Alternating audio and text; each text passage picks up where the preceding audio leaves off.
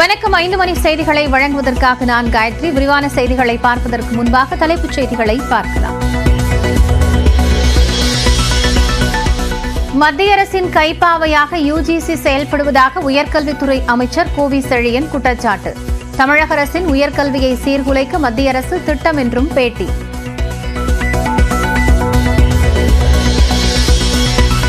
மதுரையில் டங்ஸ்டன் ஆலை ஏலம் ரத்தான அரிட்டாப்பட்டி கிராம மக்கள் சென்னையில் அதிமுக பொதுச் செயலாளர் எடப்பாடி பழனிசாமியுடன் சந்திப்பு. சட்டப்பேரவையில் குரல் கொடுத்ததற்கு வாழைத்தார் மற்றும் பழத்தட்டுகளுடன் ஊர்வலமாக வந்து நன்றி கூறினர்.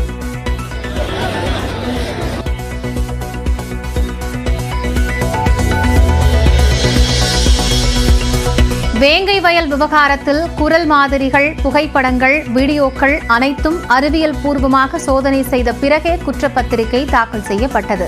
உயர்நீதிமன்ற மதுரை கிளையில் தமிழக அரசு விளக்கம்.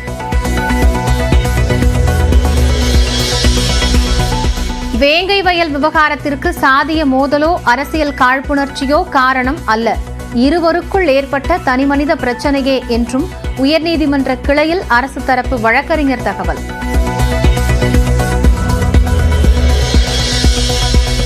திராவிடம்தான் நவீன தமிழ்நாட்டை உருவாக்கியது என முதலமைச்சர் மு க ஸ்டாலின் பெருமிதம். விழுப்புரம் மாவட்டத்தில் 21 இடஒதுக்கீட்டு தியாகிகளுக்கான மணிமண்டபத்தை திறந்து வைத்து பேச்சு.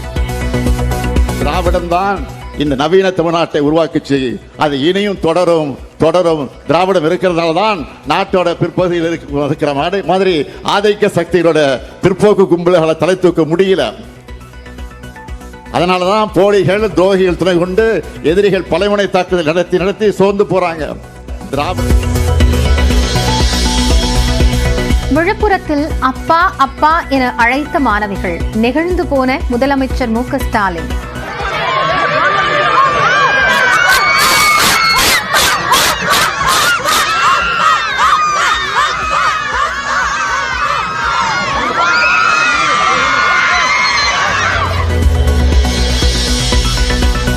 தமிழகத்தில் ஒரு தலித் முதல்வராக வேண்டும் என ஆளுநர் பேசியிருப்பது தலித்துகளை அபகரிக்கும் சூழ்ச்சி. சென்னையில் விசிக தலைவர் திருமாவளவன் குற்றச்சாட்டு.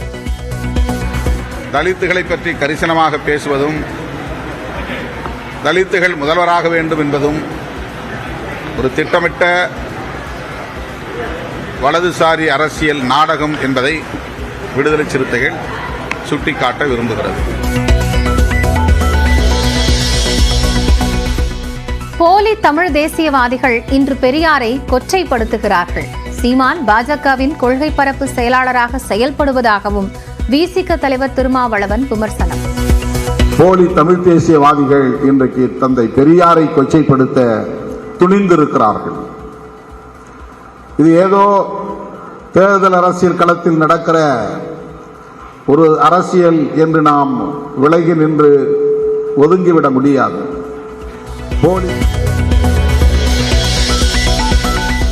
கடல் ஆமைகள் அதிகளவில் இறந்து கரை ஒதுங்குவதற்கு என்ன காரணம் என கண்டறியப்பட்டதா? தமிழக அரசுக்கு தென்மண்டல பசுமை தீர்ப்பாயம் கேள்வி.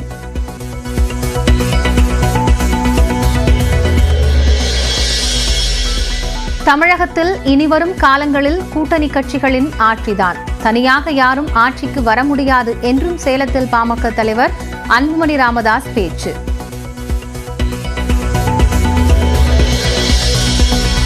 சேலம் பெரியார் பல்கலைக்கழக துணைவேந்தர் மீதான வழக்கில் தடை நீங்கியதால் மீண்டும் புலன் விசாரணை தொடங்கியுள்ளது. சென்னை உயர்நீதிமன்றத்தில் காவல்துறை தகவல்.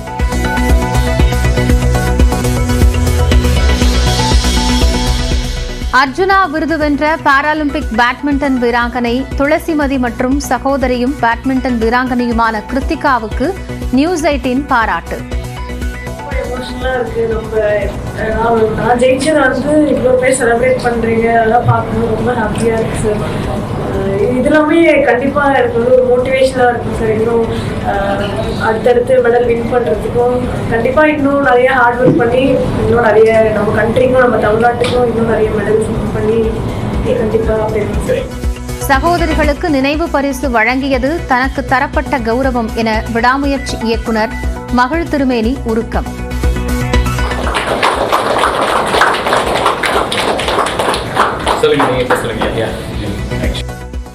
ஆக்சுவலாக இது எனக்கு அளிக்கப்பட்ட கௌரவமாக தான் நான் நினைக்கிறேன், சத்தியமாக. ஸோ அவங்களுக்கு ஒரு சால்வை பற்றி அவங்க சால்வை போற்றக்கூடிய ஒரு வாய்ப்பை கொடுத்துருக்காரு.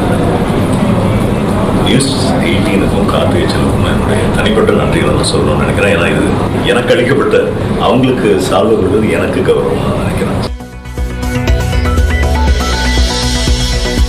பஞ்சாபில் தாக்குதலுக்குள்ளான தமிழக கபடி வீராங்கனைகள் சென்னை திரும்பினர். துணை முதலமைச்சர் தலையிட்டதால் பாதுகாப்பாக மீண்டதாக பேட்டி.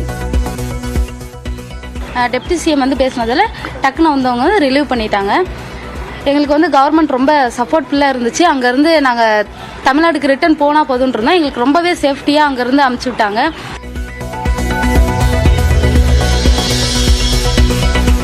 காரைக்கால் மீனவர்கள் மீது துப்பாக்கிச்சூடு நடத்தியதற்கு டெல்லியில் இலங்கை துணை தூதரை அழைத்து மத்திய அரசு கண்டனம்.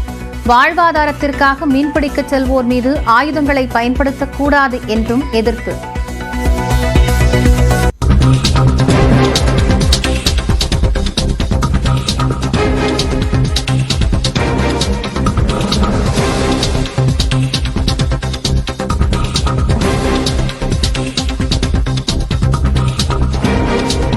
தற்போதைய செய்தி. அதிமுகவில் மீண்டும் இணைந்த முன்னாள் எம்பி மைத்ரேயனுக்கு அமைப்பு செயலாளர் பொறுப்பு வழங்கியிருக்கிறார் அதிமுக பொதுச் செயலாளர் எடப்பாடி பழனிசாமி. இதுகுறித்த கூடுதல் விவரங்களோடு சிறப்பு செய்தியாளர் சுபாஷ் இணைகிறார். அவரோடு பேசலாம். சுபாஷ், இப்போ மைத்ரேயனுக்கு புதிய பொறுப்பு வழங்கப்பட்டிருக்கிறது. கூடுதலாக என்னென்ன நிகழ்வு இன்று நடந்தது? நம்ம முக்கியமா பார்த்தோம்னா மைத்ரேயன் அவர்கள் அதிமுகவில் ஜெயலலிதா காலத்துல இருந்தாரு. அதுக்கு முன்பாக பிஜேபியில இருந்தாரு. மீண்டும் ஓபிஎஸ் இபிஎஸ் தெரியும் போது ஓபிஎஸ் நிலைப்பாட்டை எடுத்தார். தேர்தலுக்கு முன்பாக எடப்பாடி பழனிசாமி பக்கம் நின்றார். அதே போல நாடாளுமன்ற தேர்தல் போது மீண்டும் பாஜக போய் வந்தார். இப்படி பல்வேறு பாஜகவுக்கும் அதிமுகவுக்கும் மாறி மாறி வந்தவர். இனிமே அதிமுகவில் தான் இருக்க போகிறேன் என்று சொல்லி வந்தார். அவருக்கு தற்போது அதிமுகவினுடைய அமைப்பு செயலாளர் பொறுப்பு கொடுக்கப்பட்டிருக்கிறது. அதே போல முன்னாள் அமைச்சர் வேலுசாமி, கோயம்புத்தூர் மாவட்டத்தை சேர்ந்த மாநகர மாவட்டத்தை சேர்ந்த அவருக்குமே அந்த பொறுப்பு கொடுக்கப்பட்டிருக்கிறது, அமைப்பு செயலாளர் பதவி. அதே போல முன்னாள் சட்டமன்ற உறுப்பினரான சின்னசாமி அவர்களுக்கும் அதே போல அமைப்பு செயலாளர் பதவியானது கொடுக்கப்பட்டிருக்கிறது. இந்த 3 பேருக்குமான பொறுப்பும் மிக முக்கியமானதை பார்க்கப்படுது. அமைப்பு செயலாளராக யாரெல்லாம் வருகிறார்களோ அவர்களெல்லாம் அதிமுகவினுடைய தலைமை கழக நிர்வாகிகளாக மாறிவிடுவார்கள். எல்லா முக்கியமான நிகழ்வுகளுக்கும் அவர்கள் பங்கேற்பார்கள். அவர்களுக்கான அழைப்புகள் கொடுக்கப்படும். அதற்கு அந்த பொறுப்பு தற்போது மைத்ரேயன், வேலுசாமி அதே போல சின்னசாமி ஆகிய 3 பேருக்குமே கொடுக்கப்பட்டிருக்கிறது. நன்றி சுபாஷ், கூடுதல் விவரங்களுக்காக.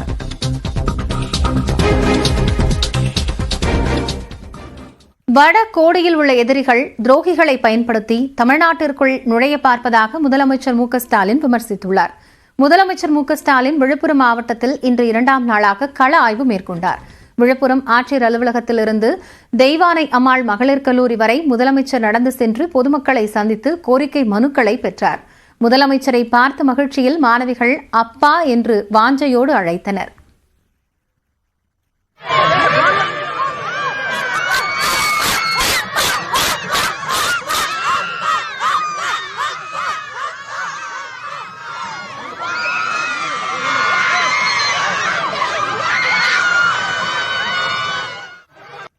தொடர்ந்து ஜானகிபுரம் பகுதியில் சுமார் 4 கோடி ரூபாய் மதிப்பில் கட்டப்பட்டுள்ள முன்னாள் அமைச்சர் கோவிந்தசாமி மணிமண்டபம் மற்றும் இடஒதுக்கீட்டு போராட்டத்தின் போது காவல்துறை துப்பாக்கிச் சூட்டில் உயிரிழந்த 21 தியாகிகளின் மணிமண்டபத்தையும் முதலமைச்சர் திறந்து வைத்து பார்வையிட்டார். 21 தியாகிகளின் குடும்பத்தினரோடும் முதலமைச்சர் குழு புகைப்படம் எடுத்துக் கொண்டார்.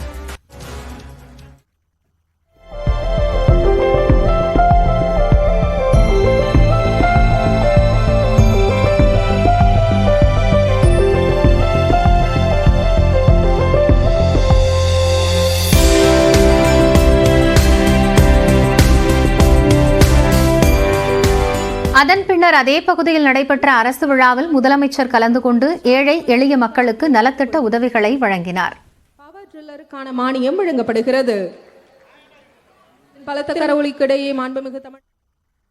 தொடர்ந்து நிகழ்ச்சியில் பேசிய முதலமைச்சர் சாத்தனூர் அணையின் உபரி நீரை நந்தன் கால்வாய்க்கு கொண்டு செல்ல 304 கோடி ரூபாய் நிதி ஒதுக்கப்படும் என்று அறிவித்தார். தளவானூர் அணைக்கட்டு 84 கோடி ரூபாயில் சீரமைக்கப்படும். கானை கோலியனூர் பகுதியில் புதிய கூட்டு குடிநீர் திட்டம் செயல்படுத்தப்படும். பம்பை ஆற்றின் கரையோரம் அகழ்வாராய்ச்சி மேற்கொள்ளப்படும் என்றும் முதலமைச்சர் தெரிவித்தார். திட்டங்களுக்கு நிதி ஒன்றுதான் தடையாக இருப்பதாக கூறிய முதலமைச்சர் அதனை சரி செய்வதுதான் திமுக ஆட்சியின் கடமை என்றும் கூறினார். மக்களுக்கு நன்மை செய்தால் எதிர்க்கட்சிகளுக்கு பிடிக்காது என்றும் முதலமைச்சர் விமர்சித்தார். யாரும் அடிமை இல்ல, எல்லாருக்கும் எல்லாம். இது திராவிட கருத்தியல். எந்த சூழலையும் சமரசம் செய்யாம செயல்படுத்தி காட்டுறதுதான் இந்த முத்துவேல் கருணாநிதி ஸ்டாலினுடைய வாழ்க்கை பயணம். என்னை பொறுத்தவரை என்னை முன்னிலைப்படுத்தி நான் அதையும் செய்வதில்லை. தமிழ்நாட்டை முன்னிலைப்படுத்தி தான் நான் செயல்பட்டுக் கொண்டிருக்கிறேன். அதனால்தான் நம்ம ஆட்சியை திராவிட மாடல் ஆட்சின்னு நெஞ்சை நிமிர்த்தி நான் சொல்றேன். திராவிடம் தான் நமது தாய் நிலத்துக்கு தமிழ்நாடுன்னு பேச விட்டுச்சு. திராவிடம் தான் இந்த நவீன தமிழ்நாட்டை உருவாக்குச்சு. யாருக்கும் வடகோடியில் உள்ள எதிரிகள் துரோகிகளை பயன்படுத்தி தமிழ்நாட்டிற்குள் நுழைய பார்ப்பதாகவும் முதலமைச்சர் விமர்சித்தார். தான் நாட்டோட பிற்பகுதியில் இருக்கிற மாதிரி ஆதிக்க சக்திகளோட பிற்போக்கு கும்பல்களை தலை தூக்க முடியல. அதனாலதான் போலிகள் துரோகிகள் துணை கொண்டு எதிரிகள் பலைமுனை தாக்குதல் நடத்தி சோர்ந்து போறாங்க. இன்னைக்கு நாம பார்க்கிற இந்த நவீன தமிழ்நாடு திராவிட முன்னேற்ற கழக ஆட்சியால, பேரறிஞர் அண்ணாவால, தலைவர் கலைஞரால உருவாக்கப்பட்டது. தமிழ்நாடு என்றைக்கு எல்லா துறைகளும் உன்னதமான இடத்தில் இருக்குன்னா அதுக்கு காரணம் திராவிட மாடல்.